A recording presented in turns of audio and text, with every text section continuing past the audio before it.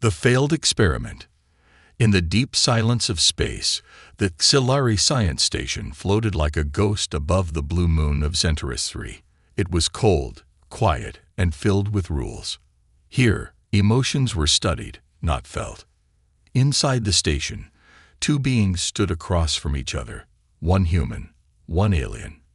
Mason Reed, a battle-scarred human soldier, crossed his arms.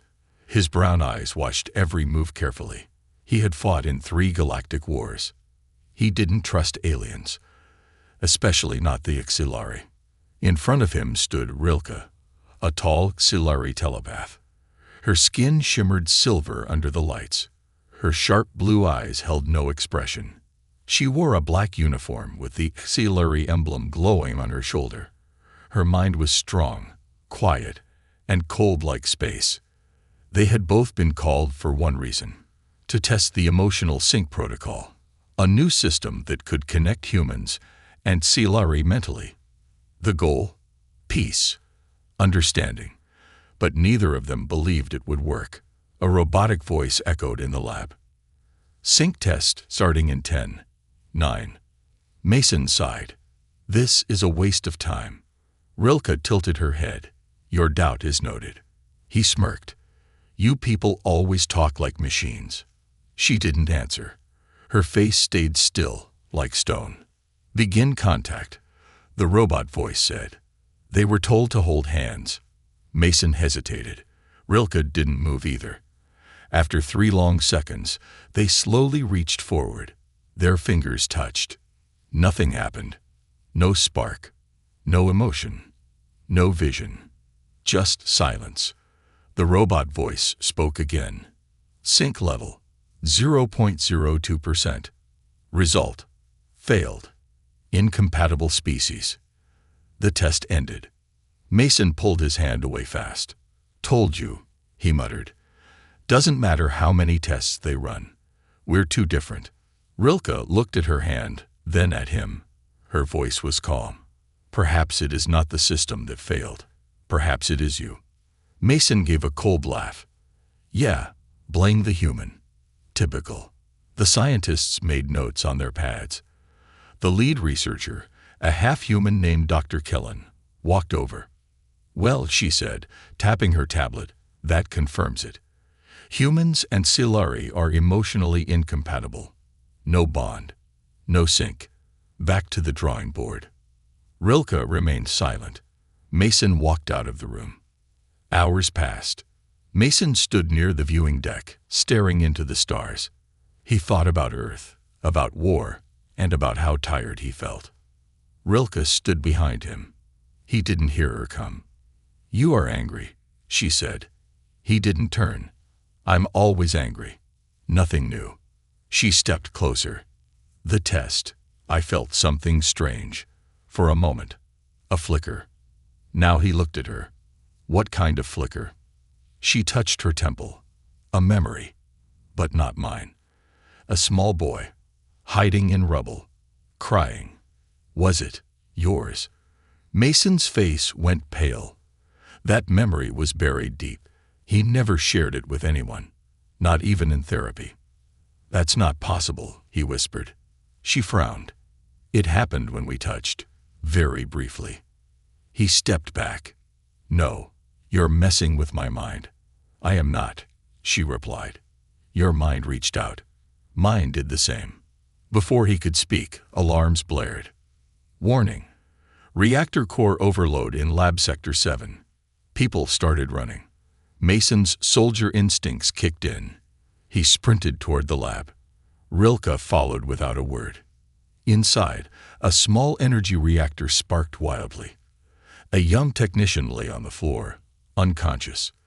The reactor was seconds from exploding. Mason jumped to pull the technician out, but a pipe burst, sending fire in his direction. Rilke didn't think. She ran forward and pushed Mason out of the way. As she grabbed his arm, everything changed.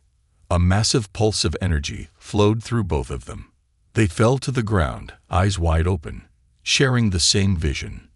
A forest, a river, a child laughing, a mother calling. Then it vanished. They sat in silence. The fire was out. The alarm stopped. Rilke looked at Mason, confused and shaken. That was not part of the test. He nodded slowly. No, but it was real. Scientists rushed in, checking the reactor and the injured man. Nobody noticed Mason and Rilke, still sitting quietly on the floor. They looked at each other, not as soldier and alien, but as something new, something strange, something connected. Strange side effects. For 3 nights, Mason Reed couldn't sleep. Every time he closed his eyes, he saw Rilke's memories, not just images, but emotions. He saw a tall alien child hiding in a steel room, crying in silence while alarms blared outside. He felt her fear, her loneliness, her deep hatred for humans, and her confusion when she met Mason. He kept telling himself it wasn't real, but it felt real. On the other side of the science station, Rilke sat alone in her meditation chamber. Her heartbeat was faster than usual. That had never happened before. Silari didn't get nervous. They were trained from birth to control their thoughts, to master emotion. But something had changed. She had started laughing. Yesterday during a lab session, a soft human joke from a nearby engineer made her laugh without thinking. Her team looked at her in shock. Silari didn't laugh. Not unless they were losing control. Something was happening, and she knew it began the moment she touched the human soldier. A strange connection. Mason stood near the training hall's wall, watching other human soldiers spar in zero gravity. He wasn't in the mood to join. His head buzzed with too many thoughts. Suddenly, he felt something. A sharp pain in his right hand. He looked down. There was nothing there. Then, across the base, Rilke gasped in pain as she dropped a hot plasma rod. It had burned her palm. Her mind whispered a word. Sorry. Mason jumped. That voice was in his head. It was her. He quickly looked around, but no one else seemed to notice anything strange. He sat on a bench, heart racing. Okay, he whispered, this is getting weird. Trying to hide it. Later that day, Dr. Kellen called Mason and Rilke for a follow-up scan. We're just making sure there's no damage from the energy pulse, she said, tapping her screen. They both nodded, trying to look normal. As the scans ran, Rilke felt Mason's nervousness. He was worried they would discover the connection. Mason, meanwhile, felt her fear of being seen as broken by her own people. The machine beeped. Dr. Kellen frowned. Odd. What is it? Mason asked quickly. Your brainwaves. There's a new pattern. Almost like they're echoing each other. But that's not possible. The sync test failed. Rilke tilted her head. Perhaps the test was limited. Dr. Kellen narrowed her eyes. We'll schedule deeper scans tomorrow. Mason forced a smile. Great. Can't wait. As they walked out of the lab, Mason whispered, they're getting close. Rilke didn't respond aloud, but in his mind, he heard her voice. We must be careful. Secret meetings. Later that night, they met again in the old storage bay, a dark, forgotten area rarely used. They sat on metal crates, facing each other. This isn't just a bond, Mason said. It's like we're inside each other's minds. Rilke nodded slowly. I see your dreams. I feel your pain. He looked down. You saw my mother in that vision. Yes, she said softly. You were 5. She died in that fire. You still carry the guilt. Mason's eyes welled up. He never told anyone that memory. And I saw your brother. The war. He died because of us. I hated humans after that, she whispered. But when I touched you, I didn't feel hate. I felt sadness, the same sadness I carried. They sat in silence for a while. Then Rilke looked up. What if the connection is growing? It is, Mason replied. And that means trouble. Someone is watching. Unbeknownst to them, someone was watching. In the shadows, a young Silari named Tyrax, a loyalist to the old council, followed Rilke's movements. He noticed the frequent meetings with the human. He saw the way her body language had changed. She smiled now. She laughed. He reported everything to the high command. "They are hiding something," he said. "Something dangerous. A warning and a collapse." The next day, during weapons training, Rilke collapsed. She didn't scream or fall dramatically. She simply stopped moving. Eyes wide, body frozen. Mason felt it instantly. He dropped his weapon and sprinted across the room. "She's in pain," he shouted. The instructors tried to stop him, but he pushed past them and knelt beside her.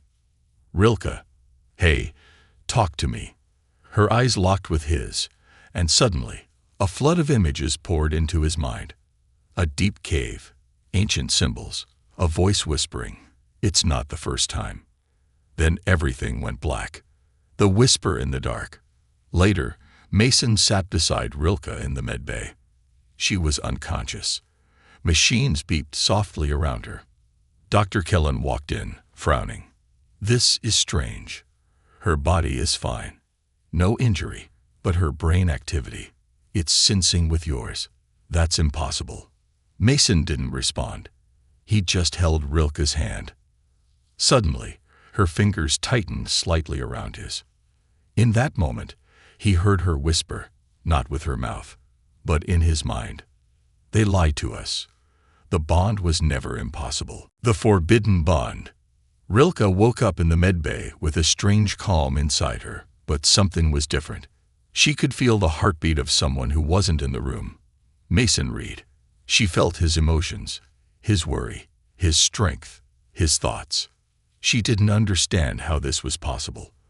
The bond between Xilari and humans had always been called a myth, a failure, a danger. But now it was real, living inside her like a quiet storm. She turned her head and saw Mason sleeping on the chair beside her bed. He looked tired, like he had been fighting for hours in his mind. His hand still gently held hers. Without speaking, she whispered through thought, "You stayed." Mason stirred. He blinked, looked at her, and for a moment just smiled. "Yeah," he said softly. "I couldn't leave. Not after what we saw." Flashback shared. They both remembered the same dream again. An ancient hall built from stone and light. Statues of humans and Xilari standing side by side, holding hands. In the center, a glowing crystal pulsed with energy. On it was written a message in both languages. "Two minds, one heart. Only through unity will the stars survive." It wasn't a dream. It felt like a memory. But from who? Rilke sat up slowly. "This place. I don't know it, but it felt like home." Mason nodded. "I think it's calling us." But before they could speak more, the door opened. Dr. Kellen walked in with 2 security officers. She looked worried. "Mason, Rilke, we need to talk. In private." The council's threat. In a cold, silver conference room, a hologram flickered to life. The Xilari High Council appeared. 5 tall figures with glowing eyes and long robes. Beside them stood the United Earth representative, a stern woman named Commander Reeves. Dr. Kellen stood between both sides. The council spoke first. "We have received troubling reports. A bond between a human and a Xilari. If true, this is not only dangerous, it is forbidden."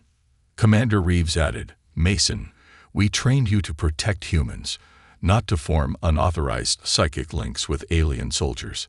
Mason looked at Rilke. "We didn't choose this. It chose us." The council's leader stepped forward. "Then it must be broken. Immediately. You will both be separated. The link will be removed." Rilke stood. Her voice was calm but sharp. "If you try to break it, you may kill us both." "Better that," the council said, "than letting this infection grow." The room went silent. Dr. Kellen cleared her throat. "With respect, we still don't fully understand the bond. It may be a natural evolution, or a hidden part of both our species. But no one listened. The decision was made. Mason and Rilke would be separated, torn apart. That night, guards came for them. Rilke was taken to the eastern tower, locked behind psychic walls. Mason was placed in an isolation pod far underground, cut off from all contact. But even in the silence, they heard each other. Mason paced in his cell. "You okay?" Rilke sat in the dark. "No, but I feel you. That is enough for now." Every moment apart made their minds ache. Not like pain, more like emptiness, like missing a part of your own soul. Rilke whispered in the dark, "What if this bond isn't a mistake? What if it's a message from the past?" Mason closed his eyes. "Then we need to find out who sent it. And why." The hidden file. Dr. Killen couldn't sleep. Something about the scan data didn't make sense. She pulled out an old file, buried deep in the HFY archives, a file marked HFY Sci-Fi, Project UNIT. It was over 300 years old. The file showed the last known bond between a human and HFY. They had shared visions of the same ancient temple Mason and Rilke had seen. They had vanished without a trace, but their bond had left a pattern. The same pattern she found in Mason and Rilke's brain scans. "Oh no," Kellen whispered. "This isn't the first bond. It's the next one. A risky rescue." That same night, Dr. Kellen snuck into the isolation zone. She used an old access code to reach Mason's pod. "Mason," she whispered, "we're running out of time. I think I know what's happening to you both." Mason stared at her. "You believe us?" She nodded. "More than that. I think you're part of something ancient. Something buried." "What about Rilke?" "They've begun the procedure to separate her mind. If they finish it, she may die." Mason stood immediately. "Then let's go." The bond awakens. As they ran through the corridors, alarms blared. Security forces had been alerted. At the same time, Rilke screamed in her psychic chamber. Machines buzzed around her head. The HFY scientists pushed forward, trying to break the bond. But something unexpected happened. The room shook. Energy poured from her body, glowing threads of light, forming symbols no one had seen in 1,000 years. Mason burst into the room just as the ceiling cracked. "Rilke!" he shouted. Her eyes opened, now glowing with both blue and human gold. She smiled. "You came." He ran to her, the moment they touched. Boom! A wave of energy exploded from them, knocking everyone down. The machines melted, the lights shattered. And in the silence that followed, Rilke and Mason stood in the middle, holding hands, surrounded by a glowing symbol on the floor, the same one from their vision. It pulsed with life. Together, they heard a voice, not from Earth, not from HFY, but from the stars themselves. "You are the key. The old unity must return, or all will fall." Breaking the rules. The science station was no longer calm. Alarms screamed. Lights flickered. Soldiers ran through halls with weapons ready. But in the center of it all, two beings stood completely still, Mason Reed and Rilke. Hands joined, surrounded by a circle of glowing alien symbols no one could read. The explosion from their bond hadn't destroyed the station, but it had changed something inside it. The walls shimmered faintly now, as if some old energy had awakened. Dr. Kellen stood frozen at the door, her eyes wide.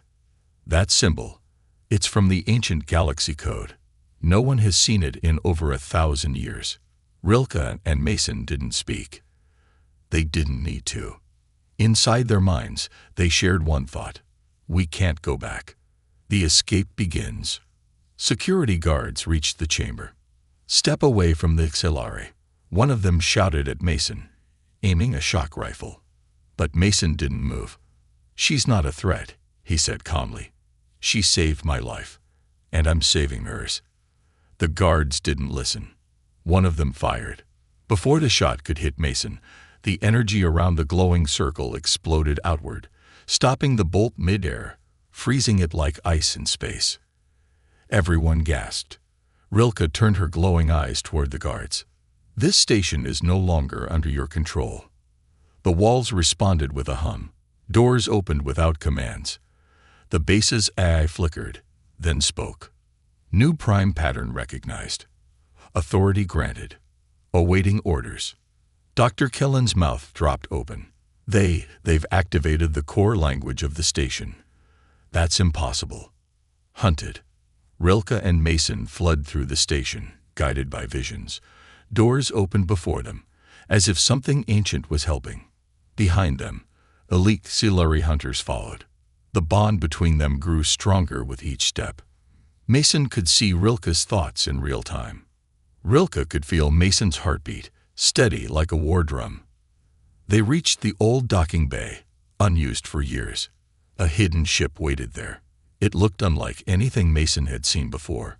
Part human, part Siluri, covered in the same symbols that followed them. "How is this here?" he asked. Rilke touched the ship's side. It was waiting.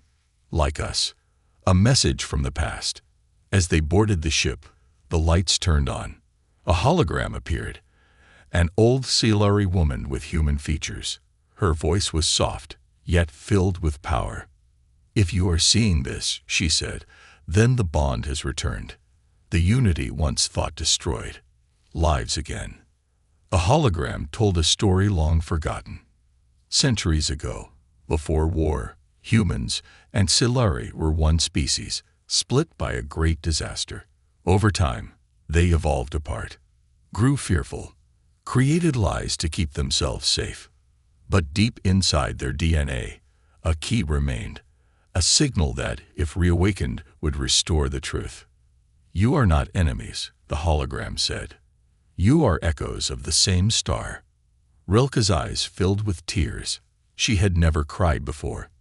Siluri didn't cry.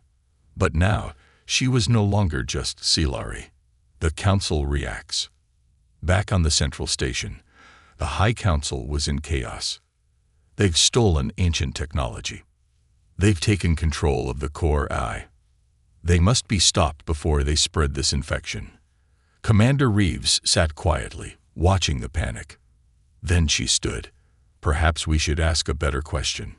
Everyone looked at her. What if it's not an infection? What if it's evolution? The room went silent. No one dared answer. A dangerous plan. On board the hybrid ship, Mason and Rilke studied the map projected by the AI. It pointed to one location, a hidden temple on the broken moon of Xantha Prime, a place erased from all records. "That's where the first bond happened," Rilke said. "That's where we'll find answers." But the path wasn't easy. A Siluri war fleet now blocked the system. The High Council had already sent a command: capture or destroy the bonded pair. Mason looked at the screen. "So we break the rules again." Rilke smiled slightly. "It seems to be our habit now." Deeper connection. As they traveled through hyperspace, the bond continued to evolve. Now, they didn't need words. Their thoughts flowed like music, sometimes quiet, sometimes wild. Mason began to see the world differently. Colors were sharper. He noticed emotions in people's voices he never heard before. Rilke began to feel things more deeply. She tasted earth food stored on the ship and laughed for 5 minutes straight. Mason just watched, amazed. "You're different now," he said. "So are you," she replied. They didn't call it love. Not yet. But something powerful was growing, deeper than romance, older than language. The voice in the dark. That night, as they floated near the edge of the Xantha Prime system, they both had the same dream again. This time, the ancient hall was full. Hundreds of humans and Siluri stood hand in hand, facing the stars. A single voice spoke, not male or female, not human or alien. Just truth. "You are the last hope. Unite, or fade forever." Mason woke up sweating. Rilke sat nearby, already awake. "They're watching us," she said softly. "Who?" She looked into the stars. "The ones who came before. The chase begins." The stars outside were peaceful, silent, but inside the ship, everything was tense. Mason Reed stood at the controls of the ancient hybrid vessel, his hand steady, eyes fixed on the distant swirl of space. Just beyond the next sector, the broken moon of Zentha Prime waited, along with the answers they needed. Beside him sat Rilke, focused and silent. Her silver skin reflected the blue glow of the ship's lights, but her mind was far away. She was listening to the whispers of the bond, to the warnings buried deep in her memory, and to something older than either of them. They were close to the truth, and the galaxy was closing in. The war fleet arrives. Back at the Xilari home system, the High Council had made its decision. A massive fleet, over 300 warships, was dispatched. Their mission was simple: intercept and eliminate the bonded pair before they reached Zentha Prime. The Council feared the bond wasn't just a connection, it was a signal, one that could awaken buried knowledge across thousands of worlds. And they were right to be afraid. Because on more and more planets, strange things had begun to happen. Humans and Xilari children were reporting shared dreams. Old temples lit up for the first time in centuries, and everywhere, the same message echoed: unity is returning. Ambushed. Mason's ship exited hyperspace just at the edge of the Zentha Prime system. The moment they arrived, red lights flashed. Fleet detected, the ship's eye warned. 12 Xilari warships approaching. Interception in 3 minutes. Rilke leaned forward. We can't outrun them in normal space. They'll disable the ship. We won't let them, Mason said. The ship began to shake as the warships neared. Outside, long tendrils of energy reached for them. Tractor beams. One caught their wing. The ship tilted sharply. Inside, sparks flew from the panels. But then, something strange happened.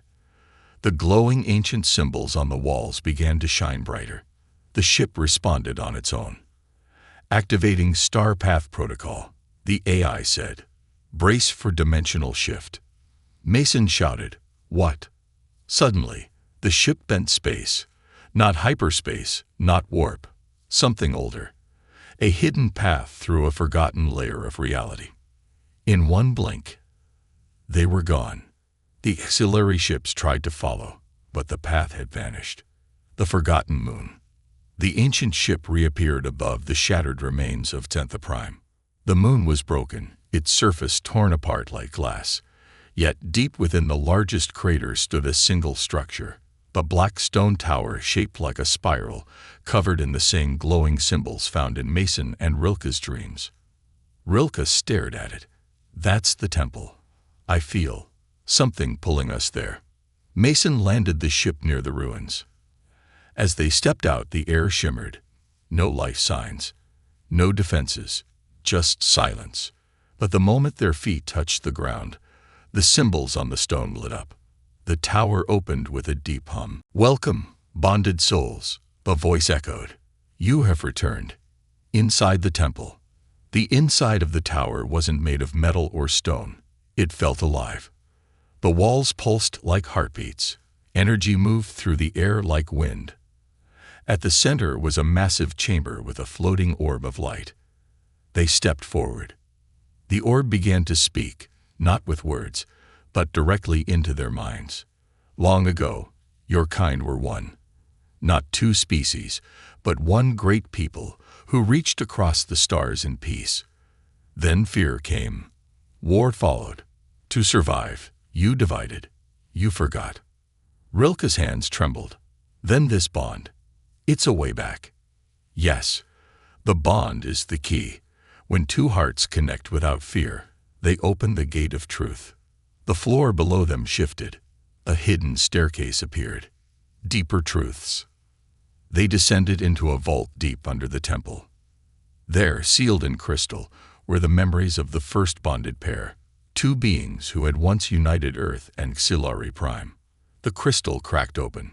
Suddenly, Mason and Rilke were pulled into a shared vision, fully inside the memory. They saw themselves as ancient explorers, holding hands, speaking to thousands, uniting worlds. But jealous leaders had betrayed them. The bond had been called dangerous, unnatural. The temple had been buried.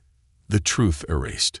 Back in the present, Mason whispered, "They tried to kill unity." Rilke nodded. "And now, they're trying again." The fleet returns. Outside the moon, space twisted. The war fleet had found them. Massive ships hovered above the ruins, charging weapons. "This is High Council Vessel Targan," a voice boomed. "You are ordered to surrender. The bond is forbidden. The punishment is death." Mason looked at Rilke. "We came here for truth, not to die for it." Rilke turned to the orb. "If there is power here, we need it now." The orb responded. "Then complete the bond. Fully. The final step." They stood together in the center of the chamber. "Are you ready?" Rilke asked. Mason took her hands. "I was born for this." They closed their eyes. Their minds merged, fully this time. Not just thoughts, but memories, instincts, dreams, even fears. They became one being with two hearts. Light exploded from their bodies. It shot into the sky, through the ruins, into space, striking the warships like lightning. The ships froze.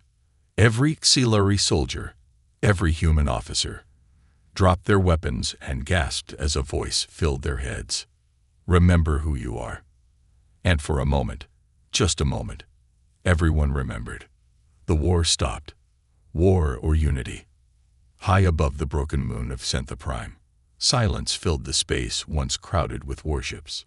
Just moments ago, the fleet had prepared to destroy the bond between Mason Reed and Rilke. Missiles were armed. Lasers charged. Orders shouted. But now, every soldier, human and Xilari, stood still inside their ships. Their minds echoed with one message, a voice not from any radio, but from the bonded pair themselves. "Remember who you are." A shared memory across the stars. Across the fleet. Every crew member saw it at once. A golden field under two suns, a child with silver eyes playing beside a boy with brown hair. One Xilari, one human, laughing, running, holding hands. It wasn't a dream. It was a memory. Their memory. These weren't strangers. They were family, long ago. The shared vision faded, but its truth stayed behind. Soldiers lowered their weapons.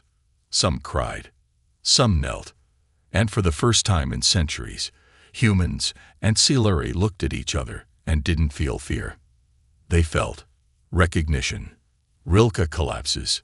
Inside the temple, the light faded. Mason caught Rilke just as she collapsed. Her body trembled.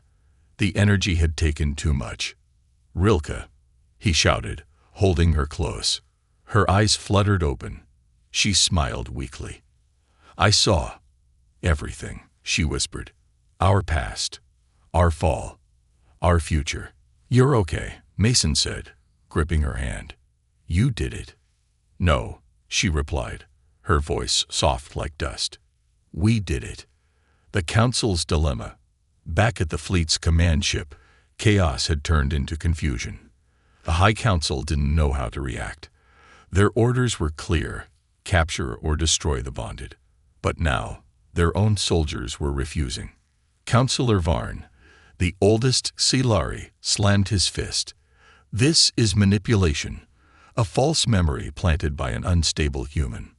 But Commander Reeves, the human leader, stood tall. "No, it's not false. I saw it too. I felt it." She looked around the bridge. "They didn't create war. We did. They're just cleaning up our mess." Councillor Varn growled. "Then we silenced them before they spread more of this poison." But the rest of the council said nothing. Their silence was an answer, broadcast to the galaxy. Mason and Rilke were taken back to their ship by a group of Xilari and human officers, not to arrest them, but to protect them. Soon after, a message was broadcast from their ship to every major planet, space station, and colony in the galaxy. It was short. No fancy music. No military titles. Just Mason and Rilke standing side by side. Mason spoke first.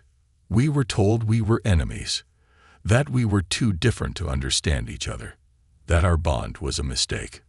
Rilke continued, but we were lied to. The bond is not a threat. It is the missing piece. Mason added, we don't ask for power. We don't ask for praise. We only ask that you remember what was lost and what can be found again. Rilke finished, we are not human. We are not Xilari. We are both. And together, we are stronger. The screen went black. Division among the stars. The galaxy didn't react with one voice. Some cheered. Some protested. Some feared what it meant. What else had been hidden? On Earth, a group of young students formed the Unity Pact, asking for new laws to protect bonded pairs. On Xilari Prime, temples long sealed by the Council opened their doors again. Inside, old carvings showed humans and Xilari building cities together. The Council had hidden them for centuries. But not all were ready to accept the truth. A rogue fleet, led by radicals from both sides, formed a resistance. They believed the bond was dangerous, an infection of the mind. And they had one goal, to end it before it spread. Preparing for the final stand, Mason stood on the bridge of their ship, watching new allies arrive. Not soldiers, not spies. People, human engineers, Xilari healers, old scholars, young dreamers. They weren't trained for war, but they believed in the bond. Rilke stood beside him, her strength returning. They're afraid of change, she said. Mason nodded. They should be, because we're not going back to silence. She smiled. Then we fight, not with weapons, but with truth. The unity begins. As the stars turned, new paths opened. Mason and Rilke's bond had awakened others. Across the galaxy, bonded pairs began to appear, rare but growing. Each one was different. A human farmer and a Xilari artist. A young human orphan and an elderly Xilari warrior. A human girl who never spoke and a Xilari boy who couldn't stop talking. They didn't always understand each other, but they felt something real. Something the war had tried to destroy. A final warning. One evening, as Mason rested, a strange pulse flowed through the bond. Rilke turned sharply. Did you feel that? He sat up. Yeah, but it wasn't from us. They both stood. The ship's lights flickered. A new symbol appeared on the wall, one even older than the bond symbol. They stared. The ship's AI spoke one sentence. Another force awakens, not of unity, but hunger. Mason clenched his fists. Looks like peace was just the first step. Rilke's voice was steady. Then we face what's next, together. And far away, in a dark corner of the galaxy, something ancient opened its eyes. The touch that changed the stars. Darkness spread like a storm through the far edges of the galaxy. Planets that had long been silent now gave off strange signals. Ancient machines woke up. Forgotten mornings blinked red across old satellites. It was as if something had felt the bond between Mason Reed and Rilke and wanted to destroy it before it could spread further. This force had no name, no face. It moved like shadow and fed on division, on broken hearts and mistrust. And it was coming. The call for unity. Back on the temple ship, Mason and Rilke stood at the center of a glowing map of the galaxy. Dozens of tiny lights blinked, each one representing a newly discovered bond across human and Xilari communities. Children born on mixed colonies. Soldiers who had once fought against each other now standing together. Artists, thinkers, farmers, people from all walks of life. Connected by something deeper than blood. The unity was growing, but the galaxy was still divided. Many still feared the bond. And now something worse was coming. Something old. Something angry. Rilke placed her hand over the largest blinking star on the map. We need to bring them all together, she said. Now, before it's too late. Mason looked at her. And if they don't come? She answered softly. Then we go without them. The arrival. The first attack came on a moon near the border of human space. The colony was destroyed in seconds. No survivors, no message. Just one strange thing left behind. An image burned into the planet's surface. A cracked version of the bond symbol, torn through the middle. Rilke stared at the image. They hate what we've become. Mason nodded, because they know what's possible. The First Alliance. In a bold move, Mason and Rilke sent out a final call, a message of truth, to every world, both human and Silari. They spoke plainly. We are not enemies. We are not tools of governments or war. We are a reminder that peace is not a dream. It is a memory waiting to return. But if we don't fight for it now, it will be lost forever. At first, silence. Then, one by one, the answers came. Auxiliary Healer's ship entered orbit. A human research vessel followed. Then dozens more. Pilots, miners, builders, teachers. They didn't wear uniforms. They came wearing hope. Together, they formed the first Unity Fleet. The final confrontation. At the edge of space, near the black hole of Shirazai, the ancient force waited. It had no ships, no faces, just a black fog that swallowed light. As the Unity Fleet arrived, it hovered silently, watching. Rilke could feel its thoughts, like poison wrapped in fear. You are weak. Your emotions divide you. Your bond is a crack in the wall. But Mason stepped forward on the main ship's deck. He spoke with no fear. No, our bond is the key. Where you feed on fear, we build from it. He reached for Rilke's hand. And once again, the galaxy changed. The touch that changed the stars. The moment Mason and Rilke touched, their bond lit the sky. Every pair across the galaxy who shared a connection felt it. They raised their hands, and the bond responded. Light flowed from their bodies, through their ships, through the stars. The shadow tried to fight back, but wherever the light touched, the shadow cracked. Not with violence, but with truth. Memories returned to lost places. Peace bloomed in cold hearts. Fear turned into understanding. And the ancient force, unable to feed on hate anymore, faded into silence, swallowed by the very unity it tried to destroy. The new era begins. Weeks later, the first Unity Council was formed on a neutral world. No thrones, no weapons, just people, human and Silari, who wanted to listen.